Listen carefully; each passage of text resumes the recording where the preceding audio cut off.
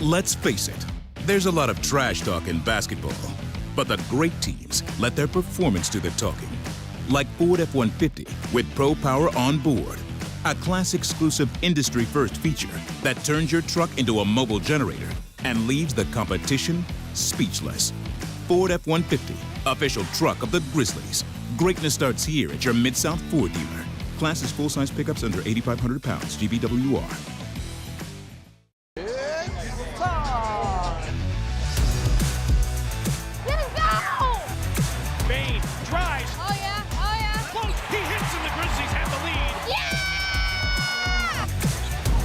With a knockaway. Good defense. Morant attacking, spinning, hanging, and hitting. Let's go.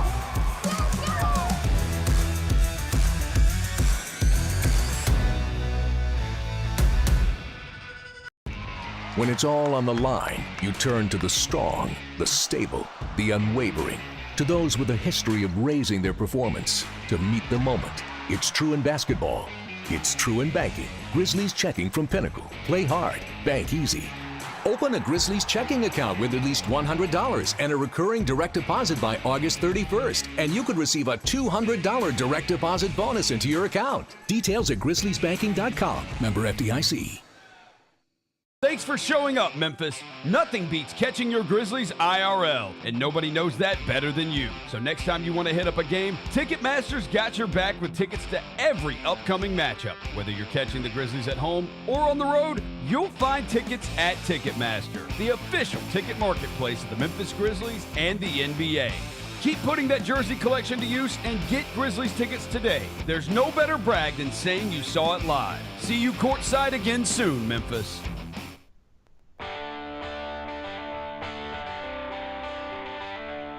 Live from the Built Ford Tough studio at FedEx Forum, it's the Gary Parrish Show, presented by OrthoSouth, on YouTube at Grind City Media and the official Grind City Media app.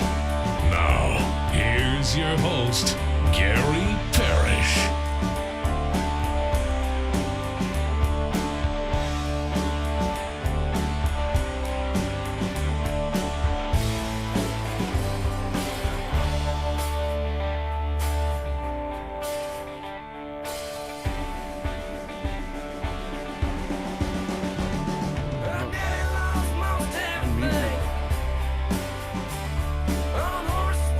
I'm here. My name is Gary Parrish. I'm speaking to you from Midtown Manhattan, New York City. Get a loyal back to the program.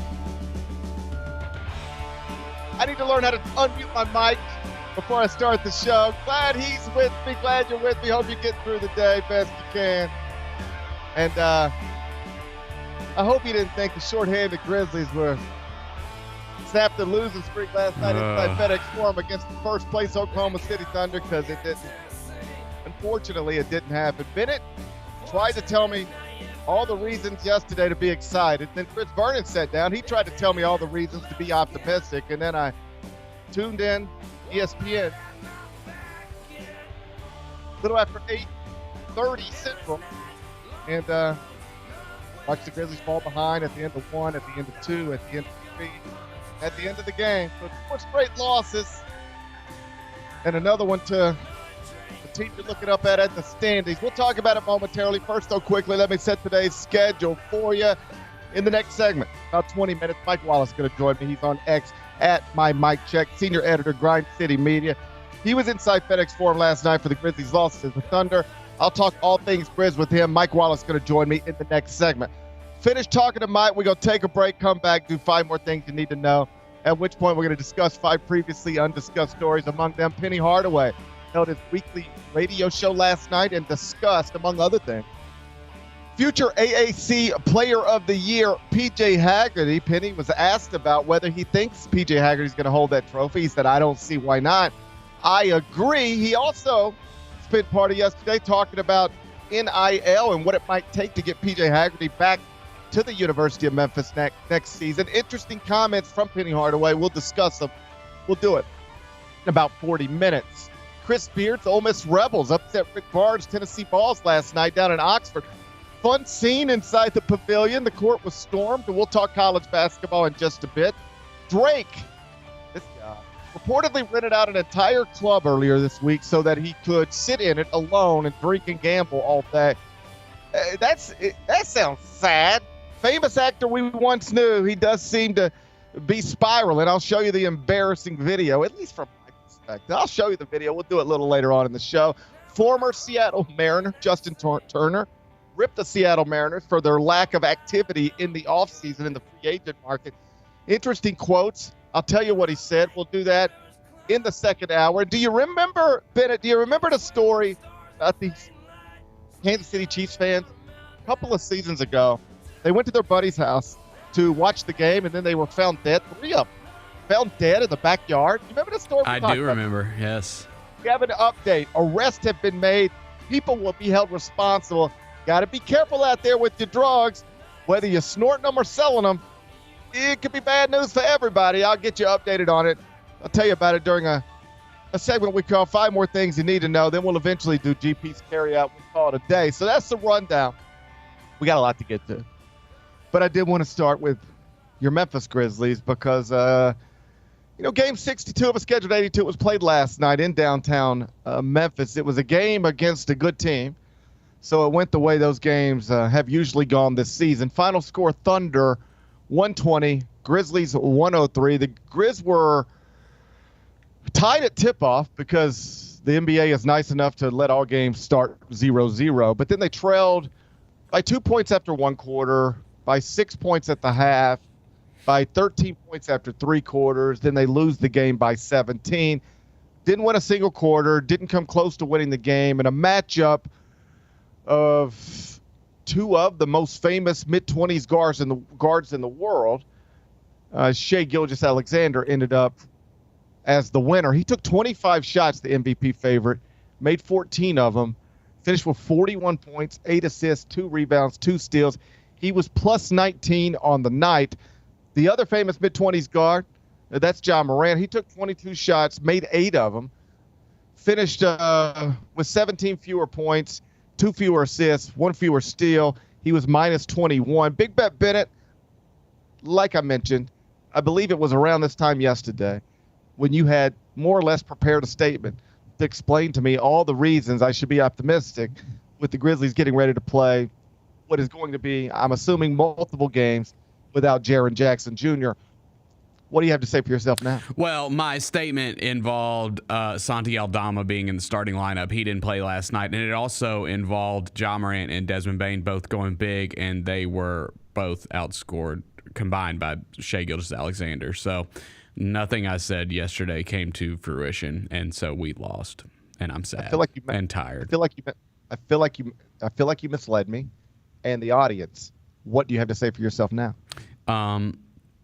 Well, we'll see. I mean, hopefully Santi plays in the next game, and we can get that formula together that I thought would be a recipe for success. No, man, last night was tough for a lot of reasons. I didn't think they played bad. It was their lowest point total this season. I didn't think they played bad. I think Oklahoma City's obviously awesome. That goes without saying. They make you pay for mistakes. Like, you miss a bucket, they're scoring on the other end. And that's just how it is with that team. You miss a bucket, they're gonna score the next possession down the court. So that's what happened a bunch last night. I will say, like, just trying to look for like some positives. That fourth quarter when they cut it to 6, the crowd was really into it. They were defending like crazy, getting turnovers, getting out in transition. Man, like, give me more of that. That is what I want to see. It's clearly what the people want to see. I've never seen a crowd get up and applaud and cheer like that for a defensive effort this season. Like, I just more of that. Give me more of that, and I think that things will turn around for this team. Man, I hope so. As it is, 4-game losing streak on your way to Dallas. And there was an interesting post-game media availability from Ja Morant last night. He, when asked about his shoulder in the locker room, straight up said that he should not have played last night. Mm-hmm. Said he doesn't know if his shoulder is going to be an issue the rest of the season. But he did say one thing he does know is that he should not have played last night. What did you make of that comment? Okay, so, it was the past couple injury reports, it was shoulder soreness, and then it was a deltoid contusion, when he was questionable on this last injury report.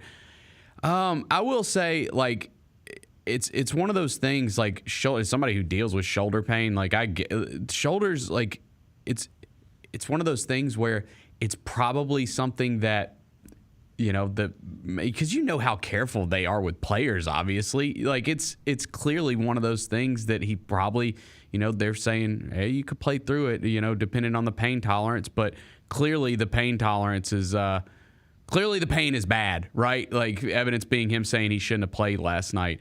So that was weird. I mean, I think it goes to show, I think he's, the number was like 6 of 46, 6 of his last 46 from 3. And he has never been as bad of a shooter as he's been at this point in his career. And I think that you can point to that shoulder being a problem, because a lot of his threes are coming up short. I think you can point to that and say that's why he's shooting bad. He's never been a great shooter, but he's never been this bad. Well, Desmond Bane went through something similar, different part of his body. But there was a stretch earlier in the season where Des was shooting unusually poorly from 3, and you could sort of point to, well, yeah, he had an abdomen problem, and, just take a basketball whenever you get bored and just go through a shooting motion, whether you're an actual basketball player or not. Just see where that pulls from. Just see what muscles are being stretched, and you can reasonably assume that if you've got a issue in here, that it could impact your shooting motion and by extension impact your shooting percentages. Similarly, if you've got a shoulder issue, it could impact your shooting motion and by extension impact your shooting percentages. So I don't think you're incorrectly connecting a lot of dots there.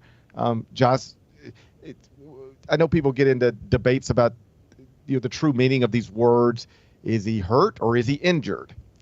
He's not 100%, and by his own acknowledgement last night, should not have played in that game last night. You know what that comment told me? And I might be, let me just state up front, connecting some dots here. But you know what that statement, if I'm trying to connect some dots, if you asked me to connect dots, you know what that statement told me? It told me he hears what people are saying. It tells me that he is aware of some of the things people are tweeting or posting or actually just saying out loud to their friends and family members about him. Stuff like he's always hurt. Stuff like he's doesn't care about the regular season, can't play through anything. Let me be very clear. These are not things I'm saying. These are things that you could do Twitter searches for them, and they're out there. You've probably heard it. If you got 7 friends who are Grizzlies fans, you've heard the frustration seep in at some point. And then suddenly you have an ESPN game. The franchise's other star, or at least one of the 3 stars, is sidelined with an ankle injury week to week at this point. And this ESPN game that your franchise is going to have to play while the 2-time All-Star is sidelined with an ankle injury also happens to be a game against a team that's got an MVP candidate, in fact, the MVP favorite, who happens to play the same position you play. And once upon a time, because you guys are similarly aged, once upon a time, as you were both in the NBA, when they were ranking guards, ranking league guards, ranking young players, people ranked you ahead of him. And right now, nobody ranks you ahead of him. So, yeah, your shoulder's not right, and you probably shouldn't play. But you know what people are going to say if you don't. You know what's going to be trending if you don't. So you play. And on some level, I genuinely believe that played a role in his decision for him to play when he believed he shouldn't have, and for him to then talk about that with cameras in his face after the game. I don't want to say anybody pressured him to play, other than I just think the narratives being created around him probably led to him saying, you know what, I'm going to put the jersey on and go play tonight. Am I connecting too many dots, Bennett? What do you make of that? No, I tend to agree with that. Yeah, I tend to agree. I mean, he said as much. Like when he was talking, he said something along the lines of, I shouldn't have played. Y'all are gonna say whatever you want to say. So yeah, dude. He's clearly frustrated, and it shows, man. It definitely shows. The body language shows. Obviously last night with the officials, that there was some egregious no calls. I mean, the one when Taylor Jenkins got the technical, that was outrageous that they did not blow a whistle there. But I will say, on the flip side, when you're yelling at the officials every single play down, I just don't think that's going to work in your favor. Always. Well, first off, it probably won't work in your favor, and secondly, it becomes just noise. You don't hear it anymore. Right. This is just human nature 101. If you just wake up yelling every day, at some point people don't even hear that anymore. Like I'm sitting in New York City right now. There is constant noise in New York City at all times. After a while, if you're here, you don't even hear it anymore. There are times where I bet you can hear sirens coming through this microphone, and you are hearing it, and I don't even blink because it's just the normal sounds of being here. If you get used to hearing something, whether it's ambulance sirens or coaches or players yelling at you, if it's just always there and never not there, you don't even hear it, even when it's very loud. So, yeah, you're exactly right. You mentioned Ja's frustration.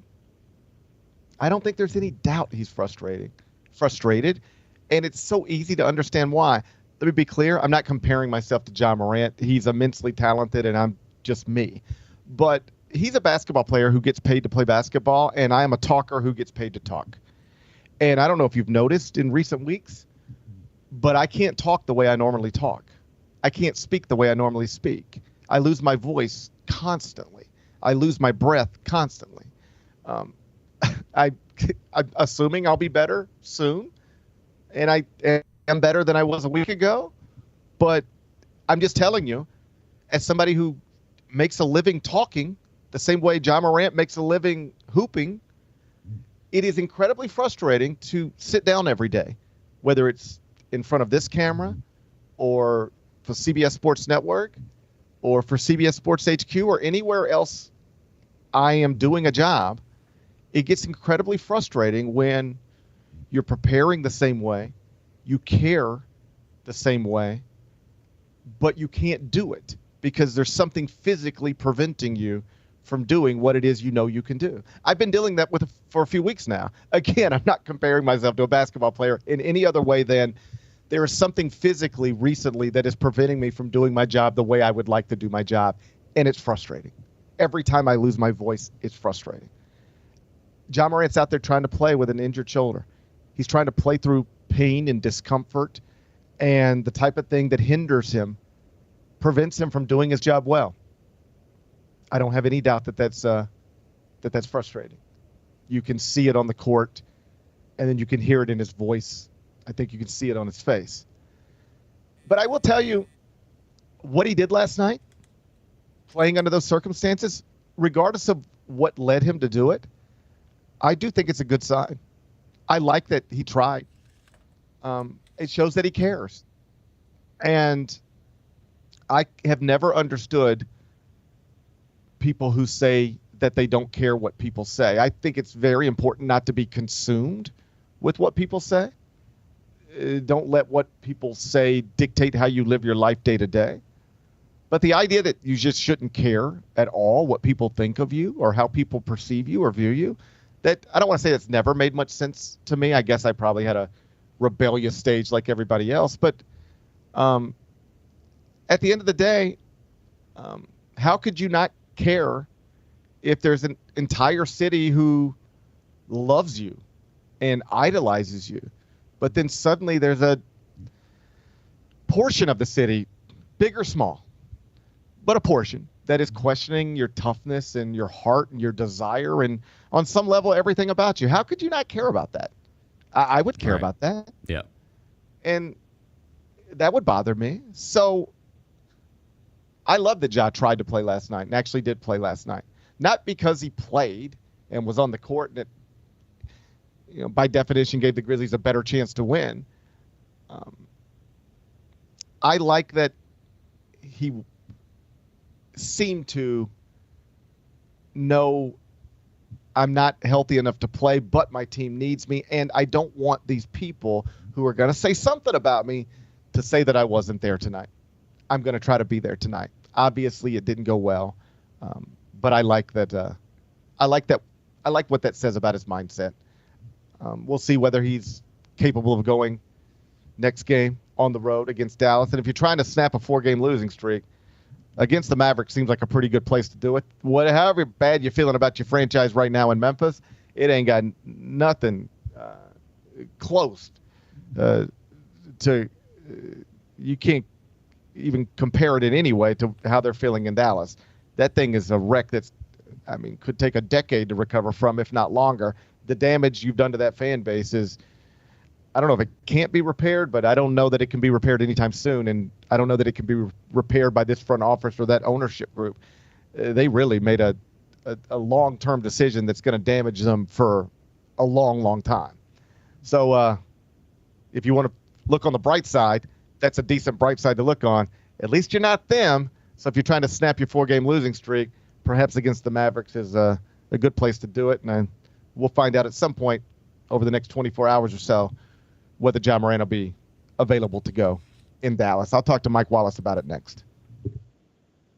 We did get a new shoe that dropped today that we should all be able to get if we want it. Fire. And it's been one people have been waiting for a long, long time. Yep. Asia Wilson. What do you guys think about the shoe? I love it. It looks great. We see people wearing Jaws. We see a lot of people wearing the GT line, but then also we see a lot of NBA players wearing the Sabrinas. Sabrina, yeah. I bet you there's gonna be a lot of NBA players wearing that. I agree with you on that. Oh, yeah. The Sneak Fest Show, live Tuesdays at 2 p.m. on Grind City Media on X, YouTube, and the official Grind City Media mobile app. Can't wait. It's time to get it popping. It's going to be crazy. The fans are going to be loud. We need just energy. Behind the back to Jaren for the flush. We're going to need, the Forum rocking. We're going to need, everybody in Memphis to be out there to come to support. When the fans are good, we're good. Simple as that. A Bane 3. Yes, sir. Desmond Bane with ice water in his veins. We'll ride the energy together.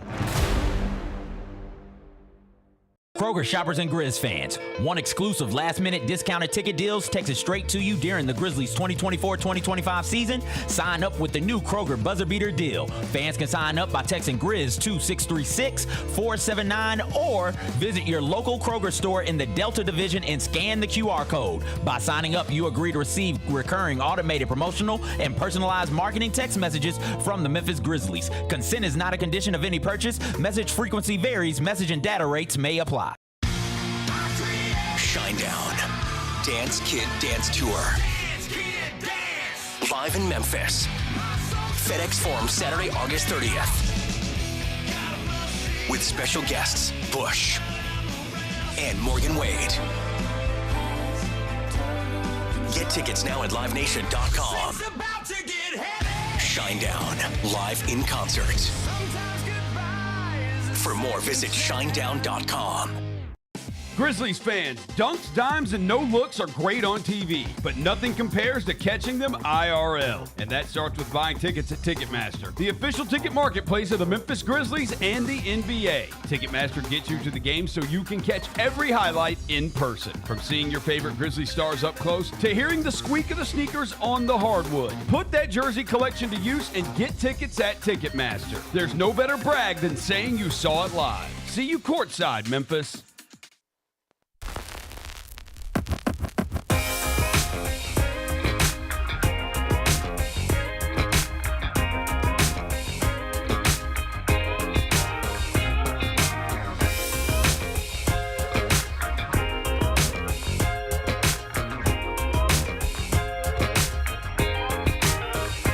Welcome back, Gary Parrish Show, presented by OrthoSouth. I'm in New York City. Ben Doyle back inside the Built for Tough studio, FedEx Forum, downtown Memphis. And I'm now joined by Mike Wallace, senior editor, Grind City Media. He's on X at my Mike Check.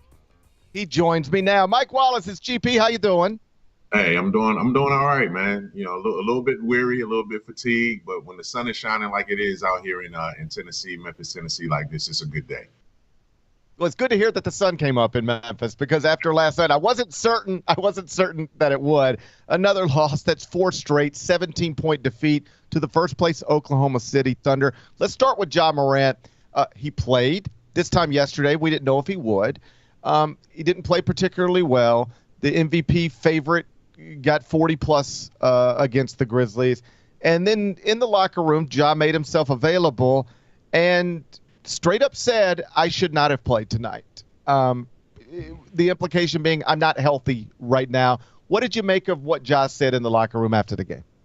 You know, it was in all honesty, you know, it was jarring to hear. You know, I was standing right beside him, and, you know, I'm recording, you know, because, you know, trying to get the post-game locker room access for FanDuel Sports Network. So I'm in the locker room, typically asking the first or second question to each guy. And, you know, you know immediately what kind of mood Ja in and what's probably going to come based on how he's, first of all, based on how he tells the media he's ready to be addressed and ready to be available. And then the first or second question, you know, okay, this is either going to be something that's worthwhile that you're going to get out of it and you're going to be excited and the fans are going to jump for joy about, or it's going to be something where it's going to be baffling and you're going to be like, nah, I'm not sure he really should have said that kind of thing. And, you know, last night fell into the latter category, unfortunately. And, you know, this is something that Ja has been dealing with. I mean, being around these guys, you see, I know he's been getting treatment and things on the shoulder all season long. And for the first half of the season, I felt like that was just part of the post-op recovery process that you just have to maintain and get maintenance.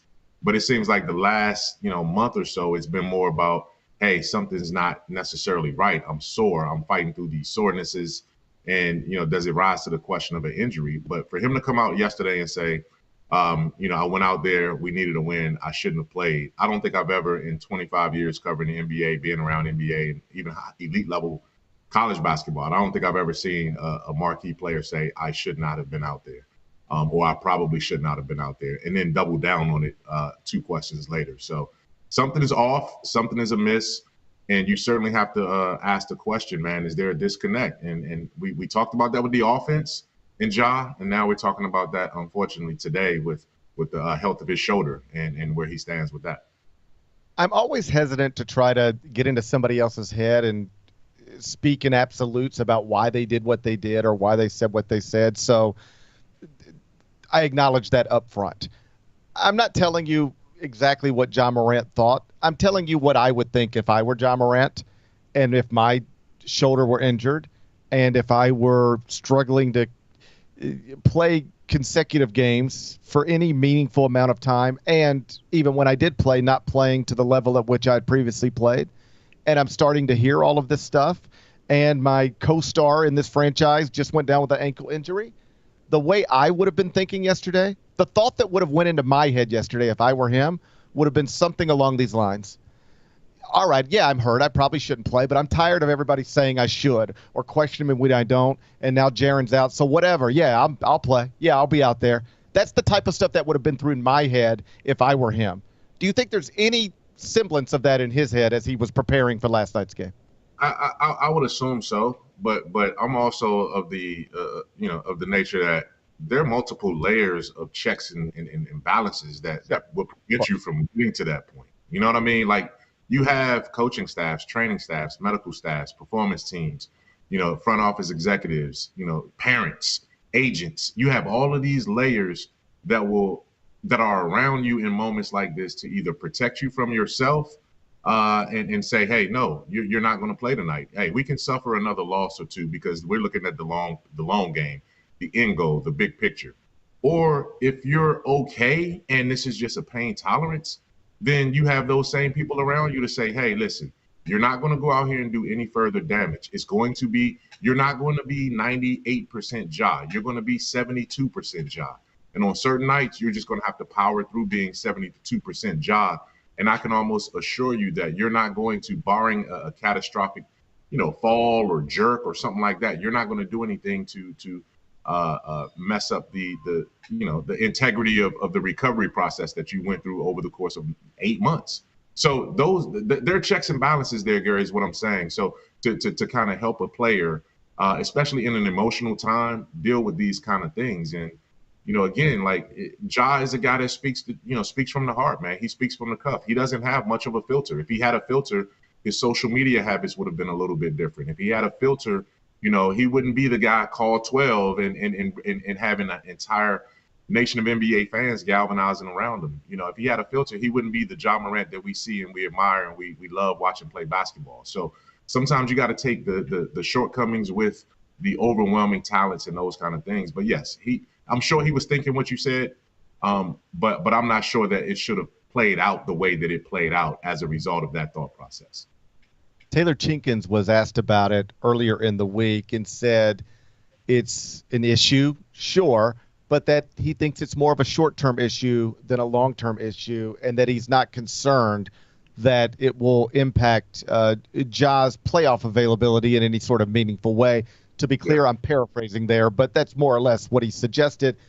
I'm not questioning Taylor, but less optimistic, if only because logically, if this thing has consistently been an issue and something has consistently been an issue at this point for years now, I don't know why I'm going to assume in a month everything will just be okay. Where are you at on just Ja's health in general? Well, and it's one of those things, and this is what I admire about you, man, and the way you go about doing your shows, and just the person that I've seen in you is that one of my favorite lines that you always say is that both things can be true, right? You know what I'm saying?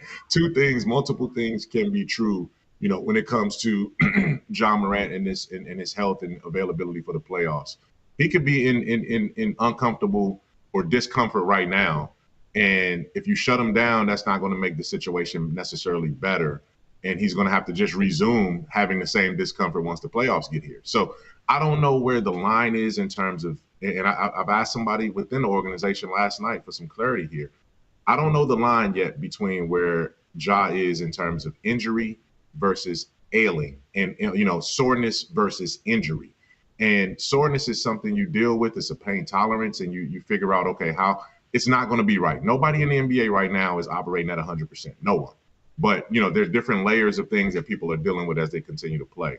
But then there's the question of, okay, is this an injury that we just need to go ahead and say, if this guy is continually saying, I'm dealing with something, and you're not saying, okay, let's shut it down for 2 weeks and just at least see where we are, then there's a disconnect. So I think Taylor is saying this doesn't seem to be a long-term thing because he wants to keep the optimism going into the playoffs. He doesn't want to sacrifice everything that this team has built up for the first 50 or so games and then have the question looming over this team going into the last month of the season.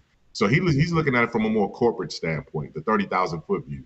Ja Morant is in the middle of it, going through it every single day. So I can understand why there's a little bit of a schism right there in terms of the messaging that we're hearing from two different angles.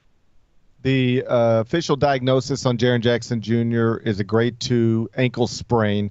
He is listed as week to week, which could mean 1 week or multiple weeks. Do you have a grasp for when we might see Jaren Jackson Jr. play again? I was encouraged by what I saw from Jaren just in regular activity around the team yesterday on the bench. He was up, he was dancing with Yuki and chest bumping when the Grizzlies went on the run. He was on his feet. He was on his ankle. And he stood up a long time in the huddles and things of that nature, coaching up Zach Edey and talking to Zach Edey. So I didn't see a walking boot either publicly or behind the scenes. From my vantage point, I did not see any extensive wrappings or anything like that. So I tend to believe in knowing what Jaren has at stake and knowing what he wants to do this season and his goals ultimately as a team and as an individual. I would trust the week to week, and I would be, I don't want to say surprised, but I would be optimistic that we would see him again at some point in the next 3 to 4 games. Wrapping up here with Mike Wallace. Last thing before I let you go, you've been covering this league for a long time. You've covered championship teams. You know what it looks like. Last night you said inside FedEx Forum you saw Oklahoma City improve to 51-11. There's a narrative attached to the NBA that suggests you've got to lose in the Western Conference Finals 40 times before you can actually go to the NBA Finals and win it, even if that's not actually true. Teams have just jumped from here to there to the tip top in one season. The Warriors are a decent example of that. Here's my question. When you watched Oklahoma City last night, did you see a team that looks capable of not just securing the 1 seed in the West, which is what they're obviously going to do, but of winning the West and winning the NBA? I certainly saw a team that was capable of that. I mean, this is a team that got to 50 wins before pretty much anyone else got to 40 in the conference, right? They've lapped the Western Conference, and the Western Conference is really good, like really, really, really good. And they've lapped the Western Conference for the most part, and they've shown during the regular season that, you know, they are a team that's relatively stayed healthy. You know, you hadn't had any major injuries to either Shea or to Jalen Williams, you know, the all-star level Jalen Williams at this point. You've had some role players that stepped up. Wiggins is just doing a tremendous job shooting the basketball. Isaiah Joe coming off the bench. You know, Lou Dort, you know, is just a two-way player. They have all the essential pieces that they need.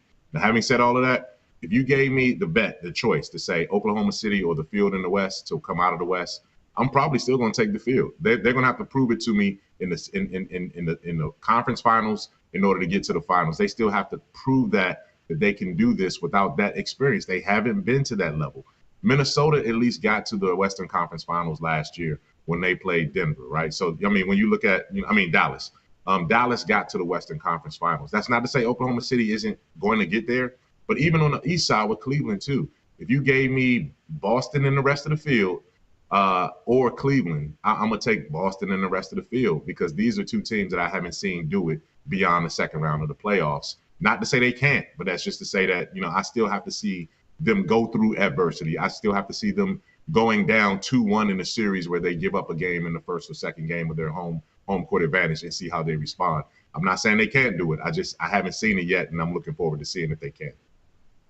That is Mike Wallace, Grind City Media. Make sure you follow him on X. That's at my Mike Check, You're the best, buddy. I appreciate your time. I'll see you real soon. Hey, thanks a lot, man. I appreciate you too. Travel safely, brother.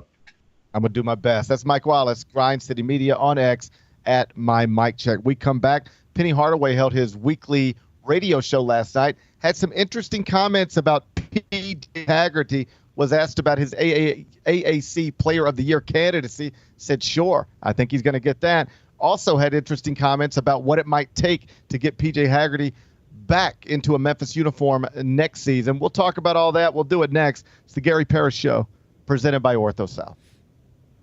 We touched on this earlier, the panel here, about, you know, what really has been the mainstay of the Grizzlies, and that's Jaren Jackson Jr. Trip has just been awesome. He's posting guys up. He's stronger than he's ever been. He's physical, and he's scoring all type of ways. Hey, Grizzlies fans, be sure to tune in to Grizz Beat, where the panel and I break down all things Grizzlies and take a look at the rest of the NBA as well. The show is live every Wednesday, 2 p.m. on YouTube at Grind City Media and the official Grind City Media app.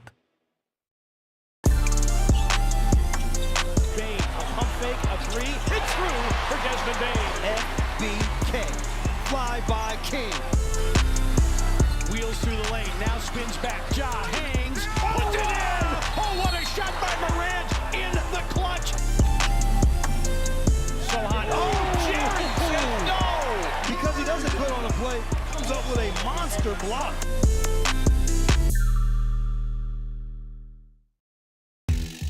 Number 9, man. I'm going to be ready and hype. That's just going to be hype. My batter going to be up right next to my brothers, Zebo, Big Spain. It's a great feeling, man. Never imagined this. I didn't think this would ever be a thing, and it's one of the biggest days of my life. I'm looking forward to it.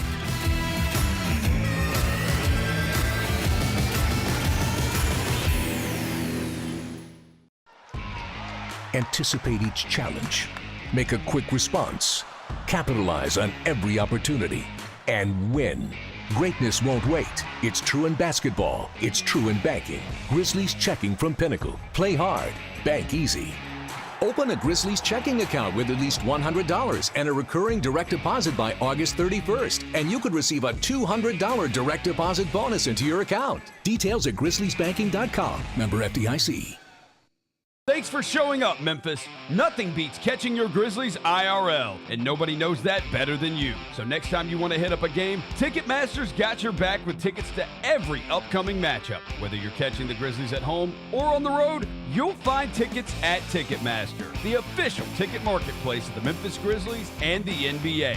Keep putting that jersey collection to use and get Grizzlies tickets today. There's no better brag than saying you saw it live. See you courtside again soon, Memphis.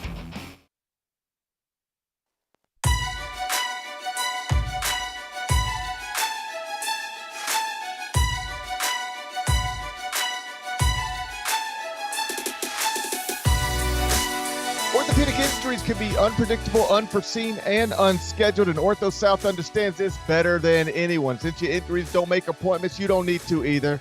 That's because OrthoSouth welcomes walk-ins during the weekdays, in the evenings, and even on Saturdays. So next time an unforeseen injury makes an unscheduled appearance in your life, visit OrthoSouth.org to find your nearest urgent care location. Just walk in, and OrthoSouth will take care of everything, especially you. Learn more at OrthoSouth.org. That's OrthoSouth at OrthoSouth.org now. I got 5 more things you need to know. Number 1.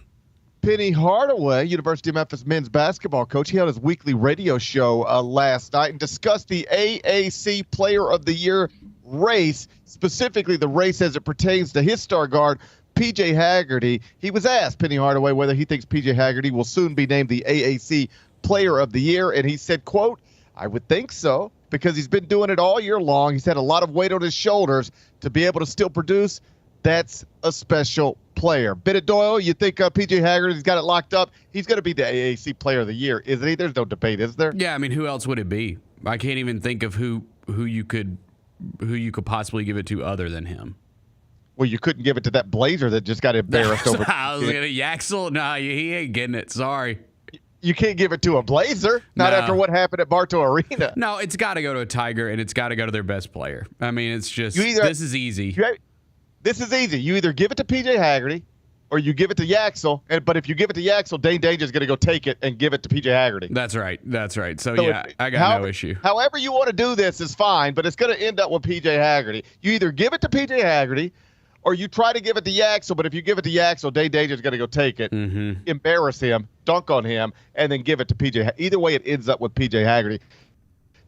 Also, yesterday, seemed to, for the first time, I think very publicly, make it clear that, yeah, this season's amazing. P.J. Haggerty's incredible, but you better go ahead and start thinking about next year because he has eligibility left, and there's going to be schools and power conferences with incredible NIL budgets who are going to be interested in seeing if he wants to jump into the transfer portal and make $1.5 million, $2 million, $3 million, $4 million next season to play college basketball. Penny more or less was saying, you got to get your money right. We got to get our money right. I mean, this is the type of thing that you have to think about in college athletics now. Do you think the Memphis community, whatever that entails, you think they respond to this? Like, here's my question. Do you think there's a scenario where Memphis loses P.J. Haggerty, even though Memphis clearly would love to keep P.J. Haggerty, the same way, say, Seton Hall after last season lost Kadari Richmond to St. John's for no other reason, and this is according to Kadari, to Shaheen Holloway, and to Rick Pitino. They lost him for no other reason than Rick Pitino said, I've got a lot of money to give you if you want to come here, and Seton Hall simply couldn't get comparable with the money, so he changed schools within the own conference. Do you think there's a scenario where we ever read a story where P.J. Haggerty says, I wanted to stay at Memphis, I love Penny Hardaway, FedEx Forum's my favorite, but I couldn't pass up this money that Alabama had or Texas had or Kansas had or whatever? Yeah, I mean, I think it's certainly possible because, like you said, I mean, there are athletic departments that we know have a lot more money to operate with than Memphis does. Obviously, Memphis is operating, at a very high level in college athletics. There's no question about that. But, there's also SEC schools out there that are, spending a ton of money in Big Ten schools. So, sure, I think it's possible. Do I think that they can come up with the money to be able to keep it? Yeah, I do. Like, I think I think that Memphis would, if he intends to come back and play in college and not try to go pro, then yeah, I think Memphis is going to have a chance to keep him here just because they're going to make him a really good offer. There's no doubt about it. Two things. One, I believe PJ Haggerty can make more money next year, playing college basketball than he can make playing professional basketball. Okay. Yep. Whatever that involves. So I think he's going to be a college basketball player next season. If his goal is to make as much money as he can make playing basketball somewhere, I think it'll be at the Division I level of college basketball. I do think you ready for this? Not going to be schools that are interested in seeing if he wants to get into the transfer portal, but that there are already schools interested in seeing if he wants to get into the transfer portal. If he's tired of playing in gyms that look like UTSA's gym and would rather play in Big Ten arenas every night or SEC arenas every night or Big East arenas every night. I'm certain that's already happening.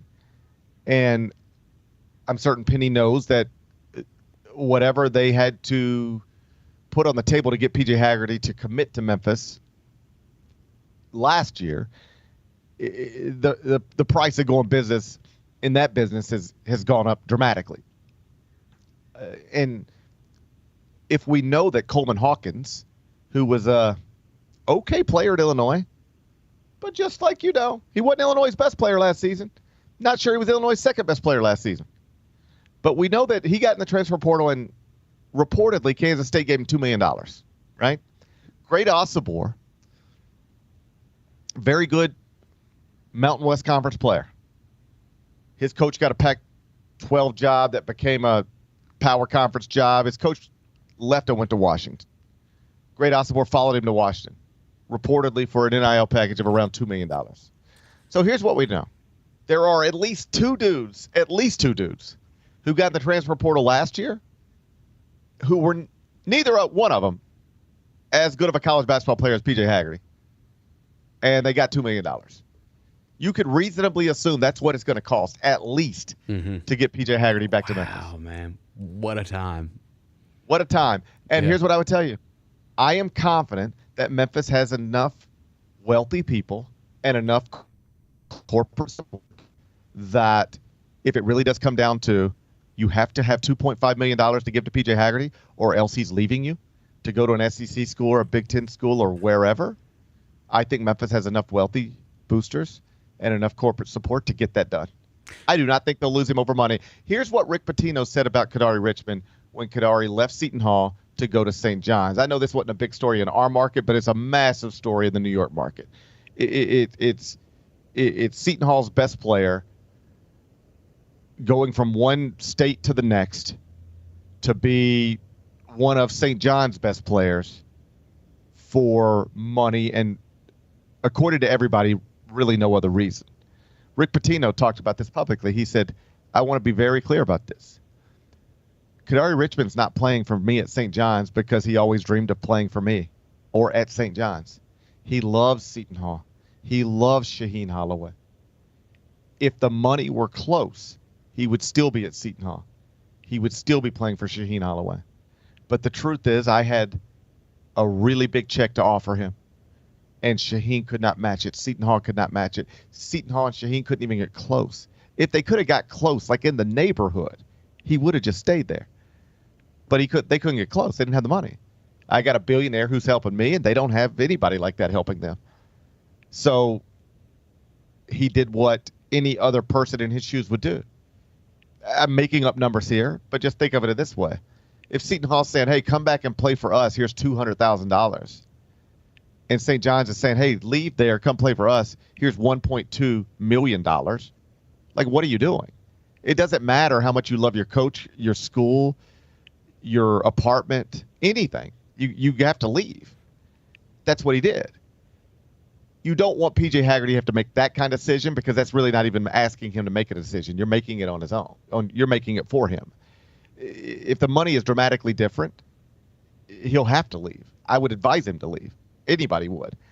Here's the thing. the difference between Memphis and Seton Hall. I think Memphis has disadvantages relative to SEC and Big Ten and power conference schools, obviously.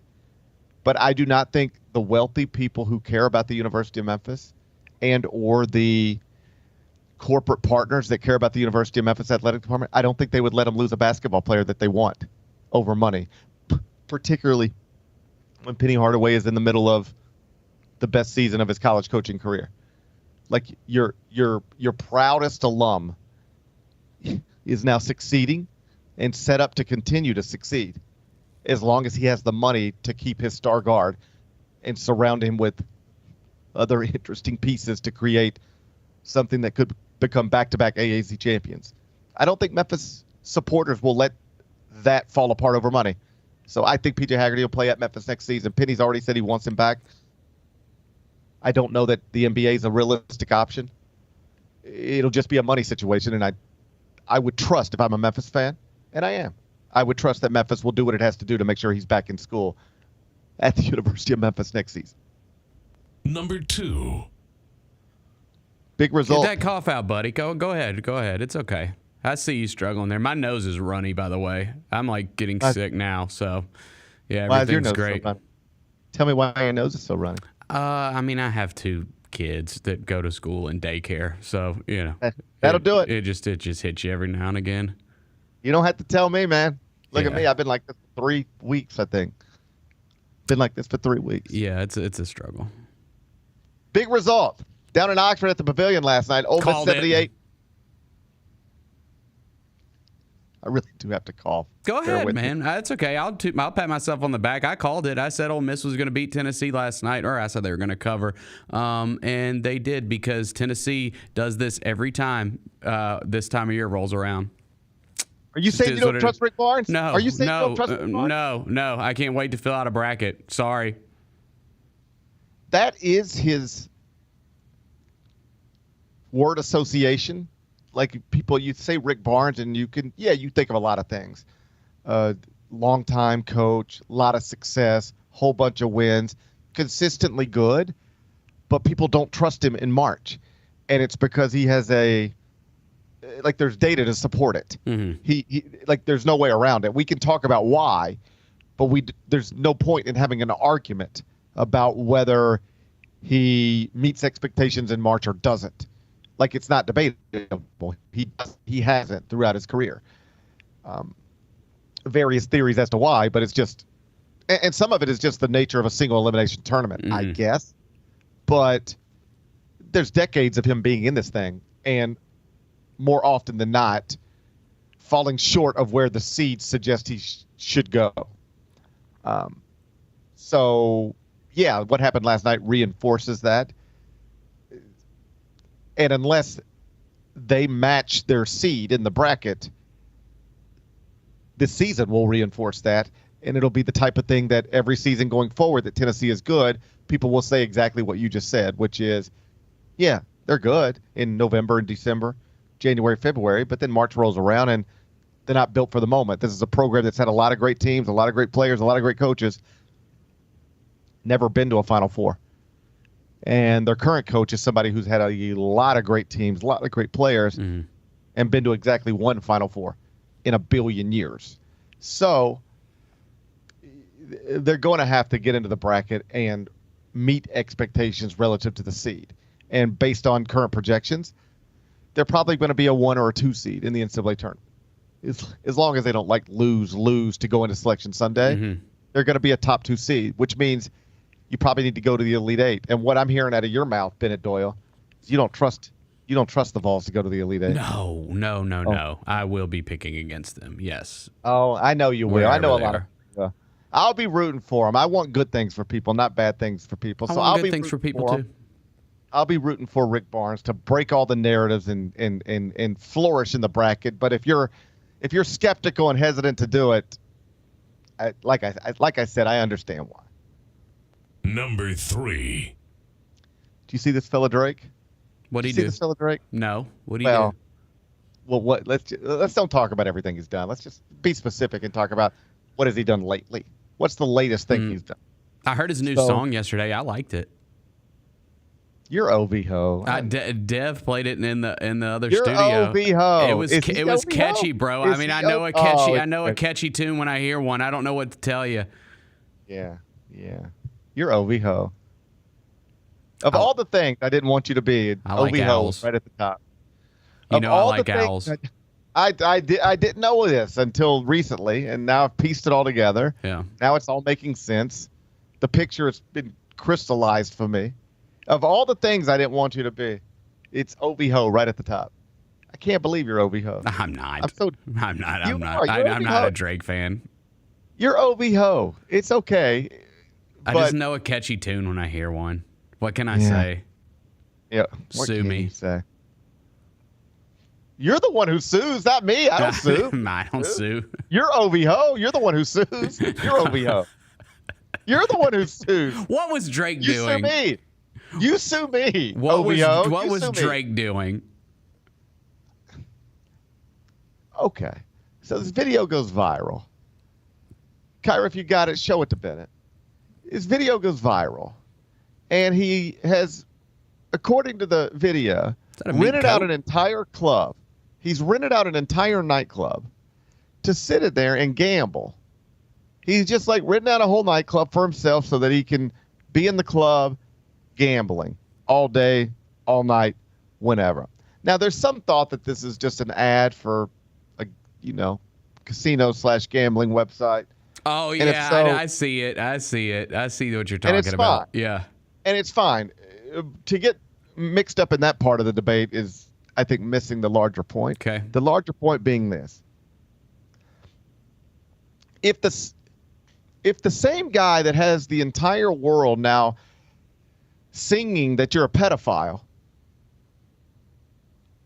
also, while doing that, while creating that narrative connected to you, also said, oh, by the way, you're also like a degenerate gambler. And, we knew that. And an alcoholic and a drug addict and I didn't know all that. all the other things that they said. All the other things that he said. Wouldn't you not want to reinforce that by creating videos of you sitting in a nightclub? Like, this guy's, he ain't as old as me, but like, he ain't that far away. What is cool about sitting in a nightclub at that age by yourself gambling all day and all night? Doesn't it just reinforce all the things that the same pedophile also said about you? And why would you want to do that? Me and Drake are the same age. I didn't realize that. No wonder I like him And so if I much. saw a video of you sitting in a club by yourself or with a million other people on a weekday gambling, I would be sad for you. I would think I would say, oh, that's sad. I wonder what went wrong in his life. That's the best thing he thought he could do today. It was kind of cringe. That the video is a bit cringe. I will agree, especially with like the mink coat and everything. That's a little lame. Do you think he thinks that is impressive? I mean, probably, yeah. I mean, he wouldn't be the first rapper to think that something like that's impressive. Like, I saw that and I just got sad for him. I was like, that's a sad visual. Even if it's an why didn't he ad. invite his friends? I mean, why are you just chilling in there by yourself, dude? That looks like a cool space. In fairness to him, all of his friends stabbed him in the back. He doesn't have any friends, and now I don't know if do he has feel friends bad anymore. I think he's got. I think 21 Savage is maybe his only friend. Dude, I'll go hang out with Drake at the Oh, I at know that you place. will, OV-ho. I know you will. 1986, OV-ho. baby. Like, let's go. Let's go. I know. I just think the poor guy, he needs new friends, or at the very least, better friends. I'll be your friend. And or new advisors. He's got to get better people around them. Because if he had better people around him, they'd say, hey, buddy, remember the dude that called you a pedophile and now the whole world's calling you a pedophile? He also said you're a degenerate gambler with a drinking problem and that you need help. So if you send this out to the world, it's just going to reinforce that. And people are going to say, see? They said he's got gambling problems and drinking problems. Now he's sitting in the club on a weekday by himself gambling. So if that's true, if they said that and that's true, if they said that about him and that seems to be true because I'm looking at the video, is it possible everything else they said about him is also true? Just why would you want to have those thoughts out in the world? I get it. No, I understand.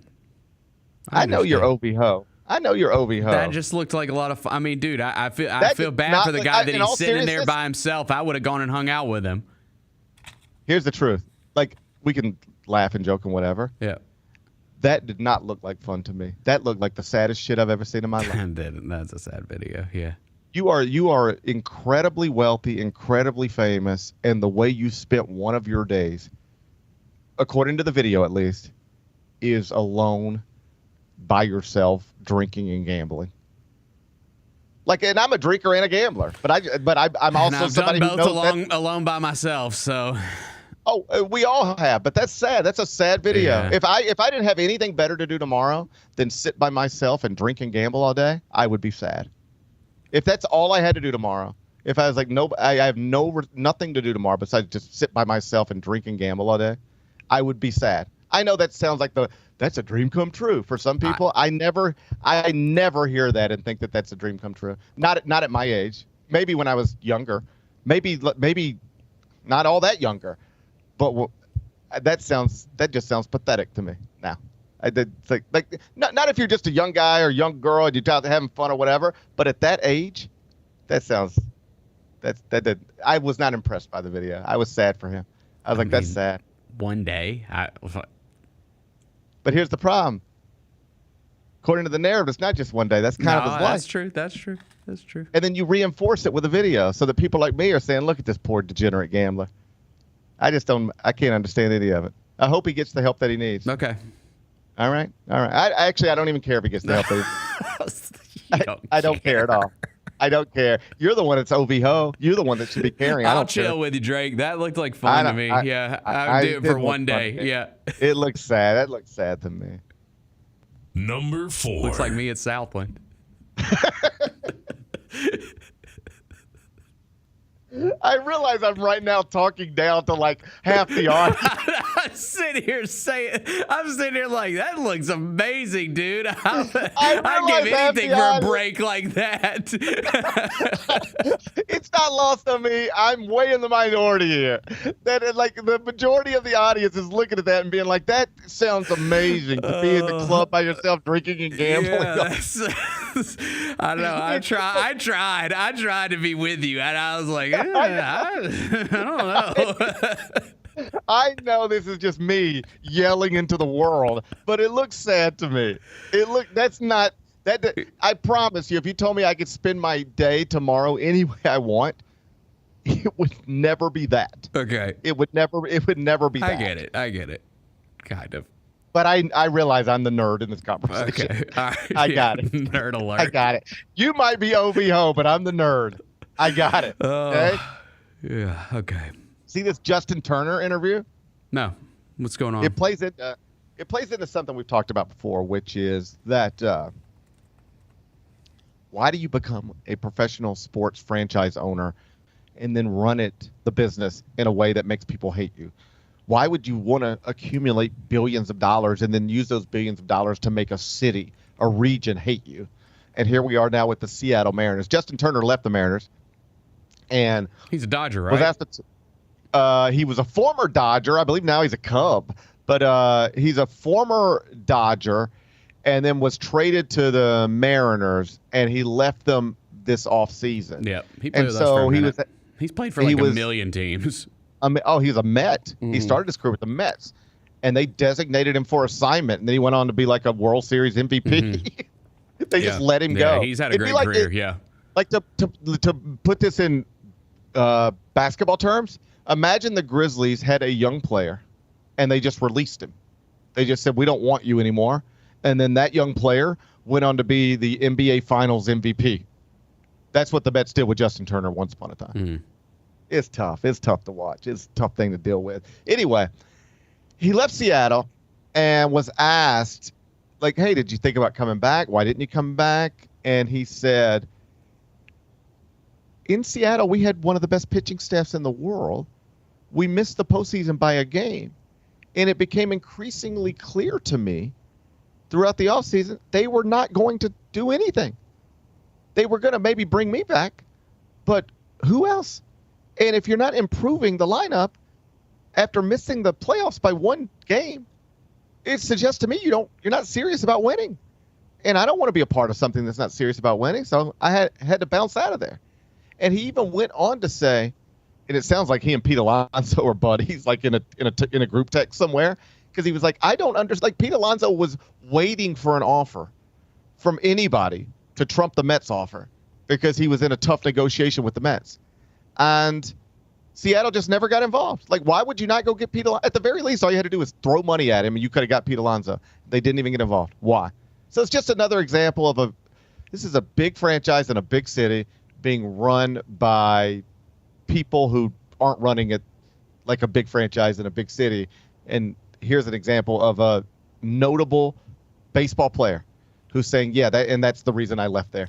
It doesn't sound like they're serious about trying to compete, and I didn't want to be a part of an organization that's not serious about wanting to compete. I understand, and my condolences to Mariners fans. Number 5. We got an update on a story we talked about a long time ago. Oh, yeah, now it's back in the news. Arrests have been made. Remember the story, Bennett? It was a couple of seasons ago. Yes. About the Kansas City Chiefs fans. Like, they all went over to their buddy's house to watch, I think it was the last game of the regular season 2 seasons ago. Mm-hmm. We called this, by the way. But, yeah, go ahead. Called it. And then, nobody hears from the people for a day or so. And they're like, hey, I can't get in touch with so-and-so. You seen so-and-so? They figure out last place they were over at Buddy's house. And they go over to Buddy's house, and they find 3 dead bodies in the backyard. And initially, it's like, man, they were in the backyard. They froze to death. And Bennett, we called it because what did we say?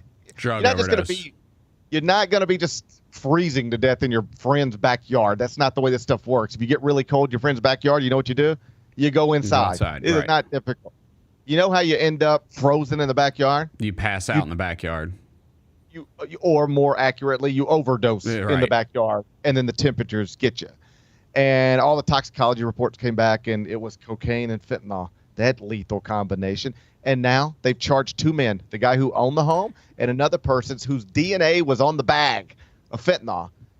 And they've identified him as the seller, and these guys are facing years and years of prison time for supplying the deadly drugs that killed these 3 people. You got to be careful out there, Bennett. That's the message I wanted to send. Yeah, because the thing is, dude, is these guys are probably going to go to jail, and I'm not even sure that they thought that they intended to do anything wrong at all. They were probably looking to get high too, And they thought they were partying with their friends on a Sunday while watching Patrick Mahomes and Travis Kelce. Yeah, but because they gave it to those guys. Yeah. Yep. Got to be careful out there, Bennett. Yeah, man. Like, in all seriousness, don't do that stuff. In all seriousness, that it is dangerous now. Dangerous because of the fentanyl. Mm-hmm. Like when I was young, people would always say things like, "You got to be, one line of cocaine," and people say, but the truth is, that's not really how that worked. But now it is. Mm-hmm. If this stuff is mixed with the wrong stuff, it could kill you instantly. It killed those 3 guys. I don't know about instantly, but very quickly. They all died in the backyard. So, be careful. As a user, be careful. But also as a supplier, these guys just thought they were going to partying with their friends on a Sunday. Right. And they were going to get up and go to work on Monday, and everything was going to be fine. As it is, their friends died in the backyard, and now you're charged with manslaughter, and you're going to prison almost certainly for many years to come. So, yeah, there's a lesson in there somewhere. I hope people take it. Be back in a second. Where will Aaron Rodgers play? Gosh. God, I can't believe we're doing this again. You know who it's going to be. Oh. Tennessee Titans. Tighten up. Oh, no. You know they're going to do it. You know they're going to do it. Tune in to the Jessica Benson Show with CJ Hurt live every weekday at 8 a.m. on YouTube at Grind City Media and the official Grind City Media app.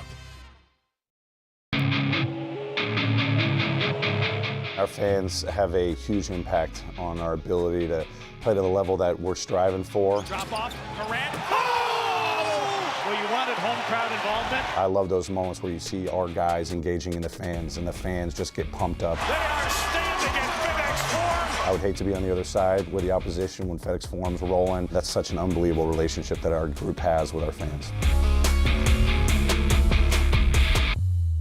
Kroger shoppers and Grizz fans, one exclusive last-minute discounted ticket deals texted straight to you during the Grizzlies 2024-2025 season. Sign up with the new Kroger Buzzer Beater deal. Fans can sign up by texting Grizz to 636-479 or visit your local Kroger store in the Delta Division and scan the QR code. By signing up, you agree to receive recurring automated promotional and personalized marketing text messages from the Memphis Grizzlies. Consent is not a condition of any purchase. Message frequency varies. Message and data rates may apply. Sonic Radio. Welcome back to Sonic RNDIO. That spells radio with me, the CIO. This just in, the new Sonic $1.99 menu lets you build a crave-worthy meal for just $1.99 an item. Whether that's a creamy shake, crispy tots, or a quarter-pound double cheeseburger. This just out. Ostriches. They're mean, not very cute, and in my opinion, way too big for a bird. Don't miss the Sonic Fun 99 menu. 5 items, always $1.99. Live free, eat Sonic. Tax not included. See menu for details. Thanks for showing up, Memphis. Nothing compares to catching your Grizzlies IRL. And that all starts with buying tickets at TicketMaster, the official ticket marketplace of the Memphis Grizzlies and the NBA. TicketMaster gets you to the game so you can catch every highlight. Put that jersey collection to use for the next game and get Grizzlies tickets at TicketMaster. Whether they're here at FedEx Forum or on the road, TicketMaster's got your back when it comes to scoring tickets. And there's no better brag than saying you saw it live.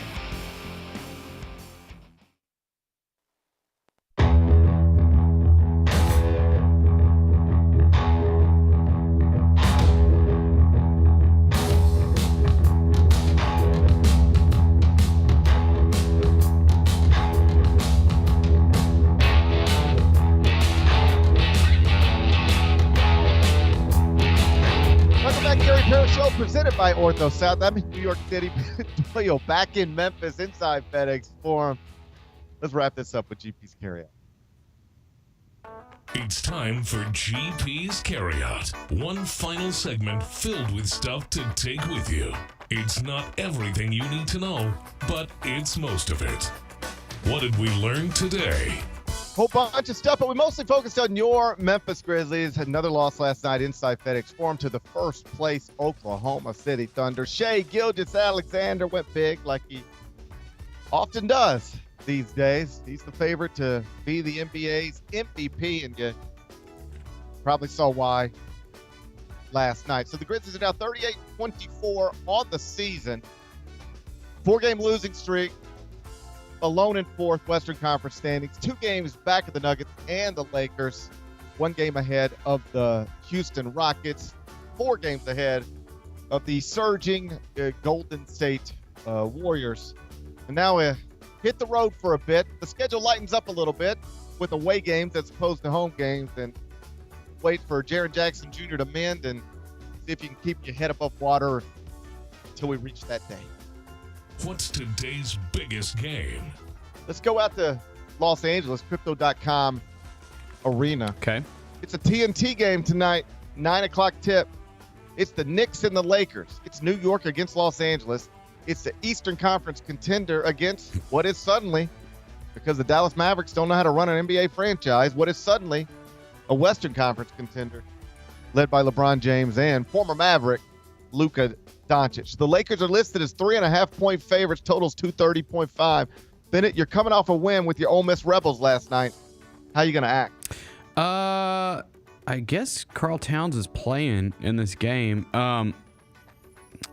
You know, he's been away from the team for personal reasons. Yes. I'm gonna go Lakers. I'm gonna go Lakers. You know, I know that they just beat us and beat us bad once this season. I'm talking about the Knicks now. They beat us bad in New York, and then we lost to them the other night. But I wasn't like super.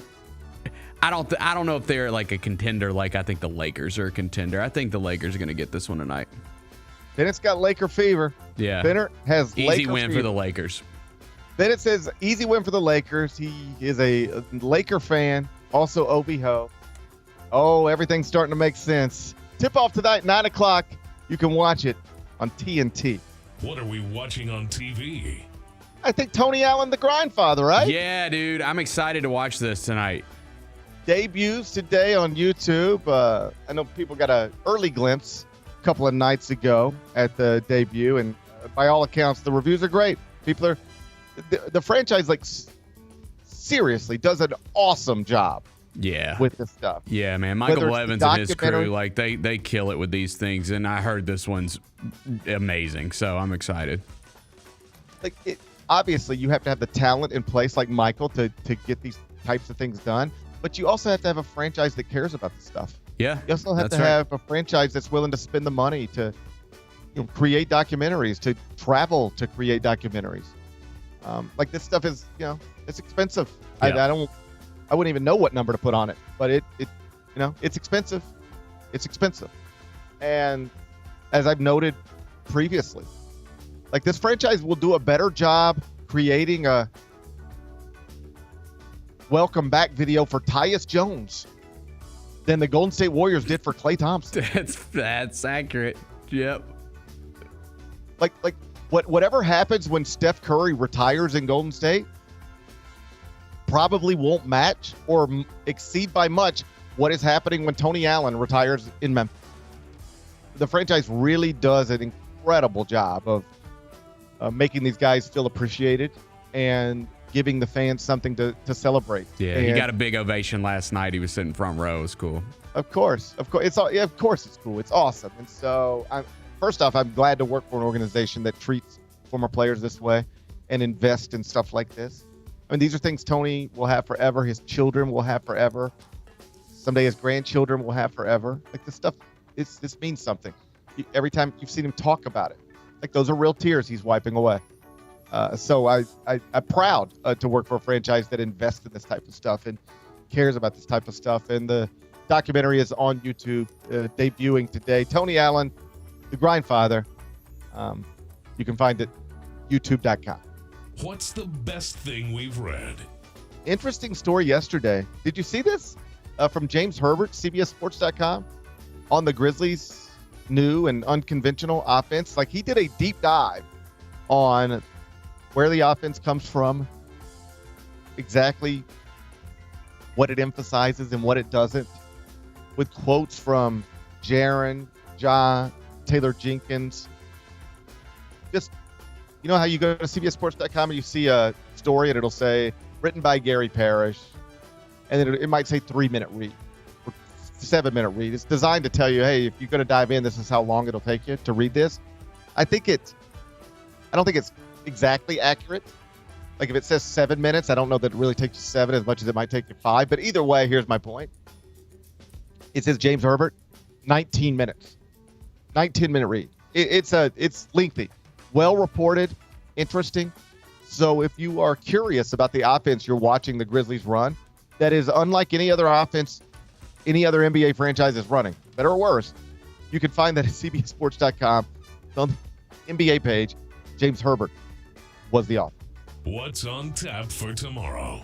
Well, tomorrow will be Friday. That means Jessica Benson will join me. She'll be out of town. Oh, no. No. Well, we'll figure it out. How about that? We'll figure it out. I'm going to fly back home, be in studio tomorrow, fingers crossed, and we'll figure it out. Enjoy the rest of your day. I'm going to enjoy mine.